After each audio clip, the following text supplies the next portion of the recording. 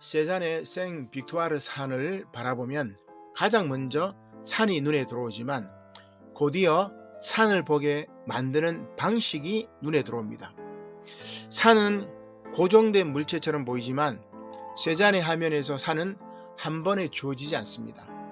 산은 색의 조각들, 붓질의 패치들, 층을 이루는 평면들이 서로 붙들고 밀어주면서 서서히 산으로 서는 사건으로 나타납니다.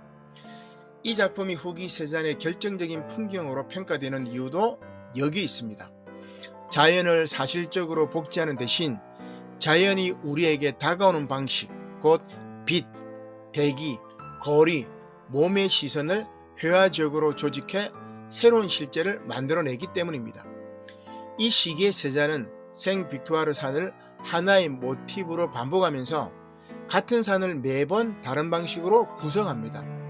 한 산을 평생 되풀이해서 그렸다는 사실은 그가 산을 대상으로 소유하려 한 것이 아니라 산을 통해 보이는 것 자체를 끝까지 탐구했다는 뜻입니다. 실제로 세잔은 작업을 짧게 끝내지 않습니다. 뉴욕 메트로폴리탄 미술관이 소장한 동시기 작품들을 보면 그는 그 그림을 오랜 시간에 걸쳐 작업했고 화면의 시야를 확장하기 위해 캔버스를 덧대어 작업했다고 기록합니다. 산은 한 번의 직감으로 끝나는 대상이 아니라 시간을 들여 관계를 맺어야 하는 세계였던 것입니다. 따라서 세잔의 풍경을 고전적이다라고 말할 때 그것은 고전주의 화가처럼 엄격한 선과 원근을 재현했다는 뜻이 아닙니다. 오히려 그 반대에 가깝습니다. 그는 고전적 원근법의 법칙을 자주 무시합니다. 그런데도 그의 화면은 산만해지지 않고 어떤 단단한 질서를 획득합니다. 메트 미술관의 세잔 해설은 세잔이 형태와 색을 해결하기 위해 미세한 색조 단계와 구성적 붓질을 실험하며 결국 빛과 그림자 대비에 의존하지 않고 색 자체로 형태를 구축해 갔다고 설명합니다. 또한 그는 고전적 단일 소실점 원근법을 따르지 않고 대상들을 비교적 독립적으로 두면서도 대상 간 관계가 전통적 원근보다 우선하도록 구성했다고 덧붙입니다. 이것이 고전의 다른 의미입니다. 고전은 규칙의 반복이 아니라 세계를 무너지지 않게 붙드는 구조적 결속입니다. 반면 인상은 빛과 대기 순간의 감각입니다.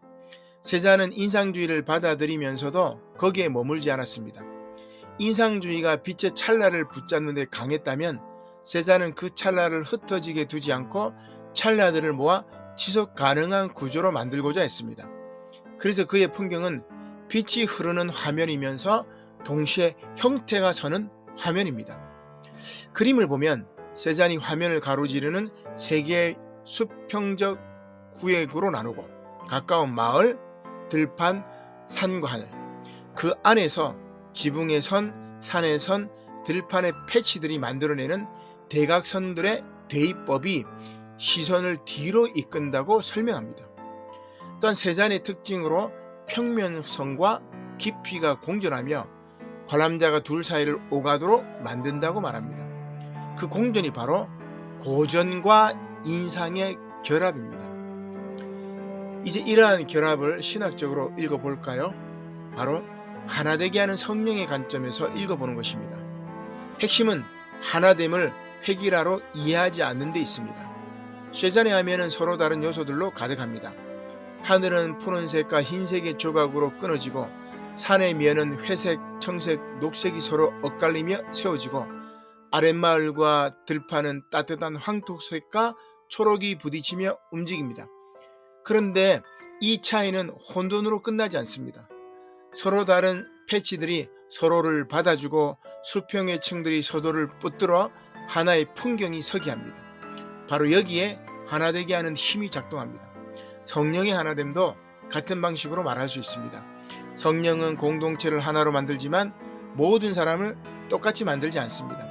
성령은 차이를 지우는 통제 힘이 아니라 차이들이 서로를 살리도록 관계를 열어주는 생명의 결속력입니다.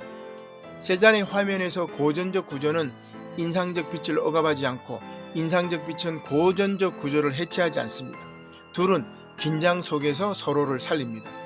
고전과 인상이 서로를 파괴하지 않고 함께 서는 방식이 곧 성령 안에서 다름이 분열로 떨어지지 않고 공존으로 유지되는 방식과 닮아 있습니다.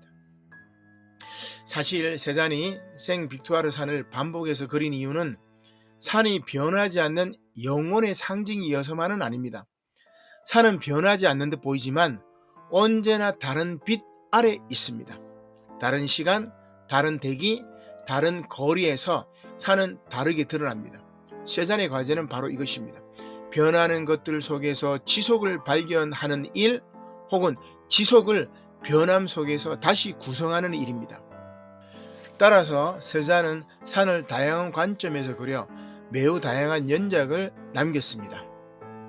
산은 단순한 자연물이 아니라 시간과 기억과 시선이 얽힌 살아있는 세계였기 때문입니다. 신학적으로 말하면 성령의 일하심도 이렇게 이해될 수 있습니다.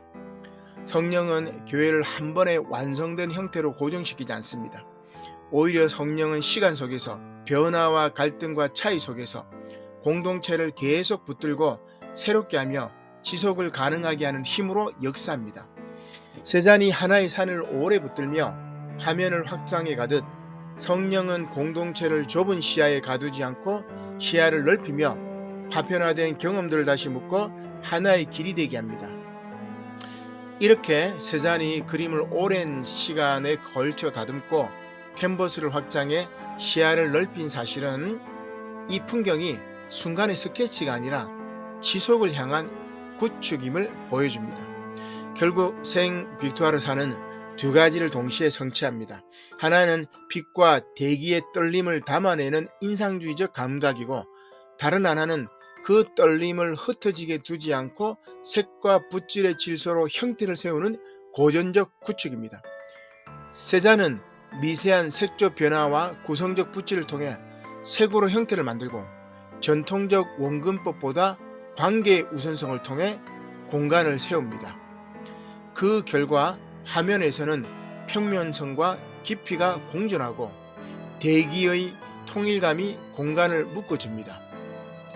이 공존과 결속을 하나되게 하는 성령으로 이른다면, 하나됨은 단일 규칙의 승리가 아니라 서로 다른 것들의 관계 속에서 함께 서는 사건이 됩니다.